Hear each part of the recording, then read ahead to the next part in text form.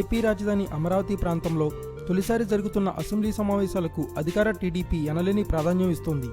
ముఖ్యంగా ప్రతిపక్షం వైసీపీ నేతల ఎత్తులను అంతే స్థాయిలో చిత్తు చేసేలా వ్యూహం రచిస్తోంది. సుమారు 2.5 ఏళ్ల పాలన పూర్తయిన నేపథ్యంలో పెద్ద ఎత్తున విమర్శలు వెల్లువెత్తే అవకాశం ఉంది. ఉద్దానం కిడ్నీ మరణాలు, పశ్చిమ గోదావరిలో ఆక్వా పార్క్ తదితర ప్రధాన సమస్యలపై చంద్రబాబును ఇరుకున పెట్టేందుకు జగన్ పార్టీ పెద్ద ఎత్తున వ్యూహం సిద్ధం చేసింది. దీనికి తోడు రోజా విషయం పెద్ద చర్చకు దారితీయనుంది. ఈ నేపథ్యంలో ఆయా విమర్శలను తగిన విధంగా ఎదుర్కొనేందుకు టీడీపీ సిద్ధమైంది.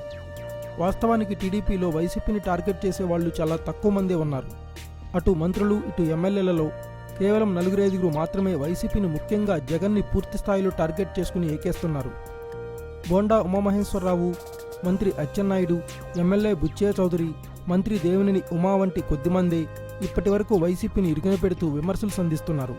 అయితే ఈ దఫా అలా కాకుండా సాధ్యమైనంత ఎక్కువ మంది వైసీపీపై విరుచుకుపడేలా చంద్రబాబు ప్లాన్ వేశారు. ఈ నేపథ్యంలో దాదాపు 40 మంది టీడీపీ ఎమ్మెల్యేలకు పెద్ద ఎత్తున శిక్షణ ఇస్తున్నారు. వీరి శిక్షణా కార్యక్రమం ఆదివారం గుంటూరులో ప్రారంభమైంది.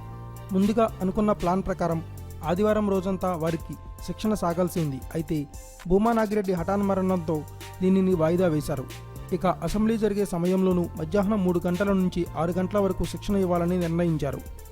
సభలో వైసీపీ ఆరోపణలను ఎంత పదునుగా తిప్పికొట్టాలి, ఎలాంటి కౌంటర్ వేయాలి వంటి వాటితో పాటు వివిధ అంశాలపై గణాంకాలతో సహా వైసీపీని ఇరుకున పెట్టడంపై వారికి పూర్తి స్థాయిలో శిక్షణ ఇస్తున్నారట.